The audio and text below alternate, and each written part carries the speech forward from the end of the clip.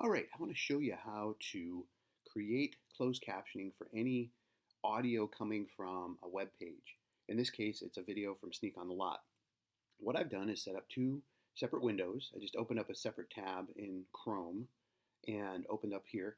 And one thing I want to show you with Sneak on the Lot is depending on how you size it, if you have the window too big, you'll see that it shrinks back down. So we want to get it to the optimal size for your viewing. And so we'll go like that. And then in this window, this is a blank presentation. So I'm actually going to do this again. I'll make a new blank presentation in Google Slides. And my preference is to have a black background. So once this loads, I'm going to control click or right click over here. And I'm going to go over to change background. And I'm going to select a black background. All right. Then the next thing I do is I go to present and I click on presenter view and this window opens up and I'm just going to leave that in the background.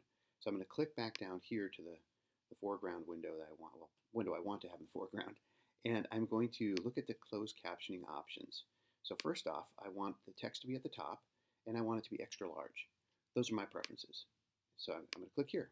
And now you can see that the closed captioning is now activated and it's doing that with my text. Now I'm going to come over here and click on the video and start the video. Mark it! Welcome to the lot. Before we get started, I want to make sure that you understand how to use the tools that we provided for you and what exactly they are and how they work. We'll talk more in depth about each one a little later. I want to go through the menu system really quickly. So is this window, if you resize it, you can place this. Menu, you'll see that we have you can see that the text changes size. Tools that will help you so it's a matter of process. If you want to move things From around, learning how to do it in the optimize, all the way through, it's up to you. To posting your film in the theater. So, which is the next section. So in the theater, let's pause that. Okay, thank you for watching, and that is a way to do closed captioning for material online. Thanks a lot.